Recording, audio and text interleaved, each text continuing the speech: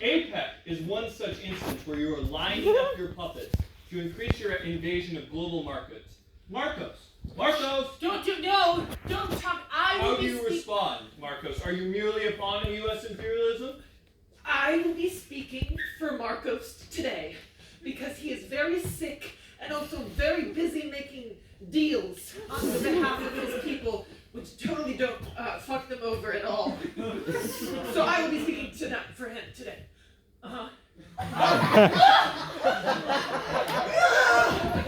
He fainted because you asked me to talk to him. He's unwell. Come on up here. He fainted. Because you talked to him. You're really not dispelling the puppet. We all saw that he fainted. We saw that. I got a nod. Okay, so Marcos says that he's 100% democratically elected, and that anyone who says otherwise is literally an insane terrorist. That's right, you're a terrorist. I don't know. When international observers report mass extrajudicial killings, illegal arrests, and abductions on behalf of your election, Marcos, we must remain skeptical of your claims of democratic election. Slander, nay, terrorism. Also, don't talk to him. He's gonna faint again. Yeah. Okay. So he says, listen up, snowflakes. Women in leadership. Go green. It's cool. And also, China is literally the root of every problem, and I never, ever am. Never question that. That didn't answer any of the questions I've asked. But while we're on the topic, how do you feel about China? How do you feel about China?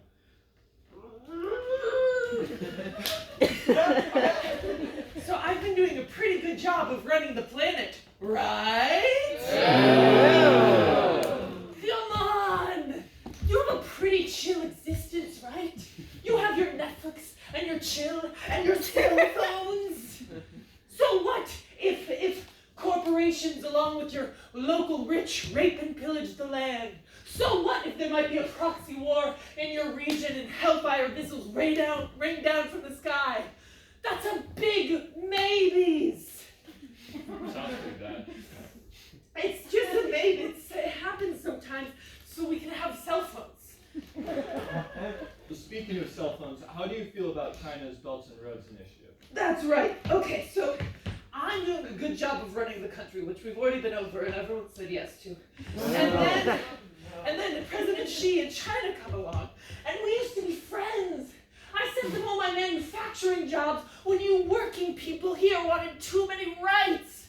But now Xi and his Belts and Roads Trade Initiative want all of the roads and the goods and stuff to go to his house instead of going to my house. And if all the goods and stuff go to his house instead of my house, he's going to be making all the money. And if he makes all the money and I don't make all the money, I'm going to become obsolete. And that literally cannot happen. And I will kill every last man, woman, and child before I let anyone replace me. Did you just say you would kill every last man, woman, and child? Oh, Jesus Christ. Man, woman, child, and LGBTQI.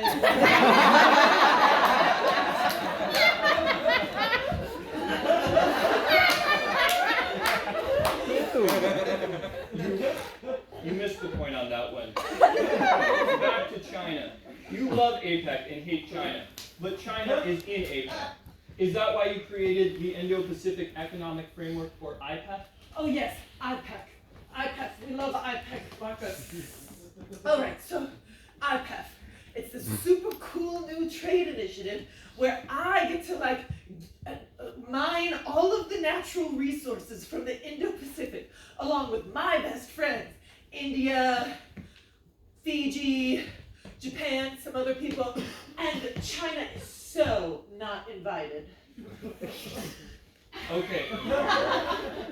Next one from Marcos here. Marcos, do you admit to being just one piece of the U.S.'s blatant and unnecessary escalation towards war with China? You can't Marcos. talk to him. He's so tired, and he keeps fainting. And also, he's making so many deals and sometimes going to concerts and stuff, so he can't talk to you. Oh, gosh, I forgot what were you asking? Why are you two so invested in teaming up against China? We're so invested in teaming up against China because we're always the good guys and they're always the bad guys. And we're also always on the right side of history and they're always on the wrong side of history. And also, if they're going to start making more money than me. And that literally cannot happen. So, we're going to go to war. And that's actually great for me because I keep making money from war. So actually it's a win-win. It's like life is chess. And it's all made out of American wood. And checkmate! Import, export, import, export. Let's say it. Import, export. Import, export. Let's bring it to more domestic issues. The APEC conference has been declared a national security event in San Francisco, allowing for the setup of a 6-block perimeter around the Moscone Center where the conference is being held, allowing for the displacement of homeless residents within that area and extreme barriers for other residents trying to navigate the city. Why is such tight security necessary? Right now, there are thousands of people in San Francisco trying to exercise their First Amendment right to protest you in APEC. Why are you trying to crush their voices? Because all of them are trying to take my stuff. And they're also trying to make me feel weird. When all I'm trying to do is crush it. We're just trying to crush it. How about you don't hate the player, hate the game? And wait, I am the game, so actually hate yourselves. Hate each other. Pick a difference and run with it. Just leave me alone. Okay. Zooming out, APEC has been protested in every country it's visited. What's your take on its reception around the world? So the reviews are in. Corporations love it, 100%. And so what if in Thailand a mass of people rose up against it? So what if in Chile people organized so well that they shut it down? My guys love it. Marcos? He loves it. Netanyahu loves APEC. Let's see who else. Name a country, I've got a guy, and they love APEC. So what about the working people? What happens if an economy doesn't follow APEC's policies? What happens if working people manage to disrupt your plans so much that it becomes indisputable that you and your henchmen do not represent the working people?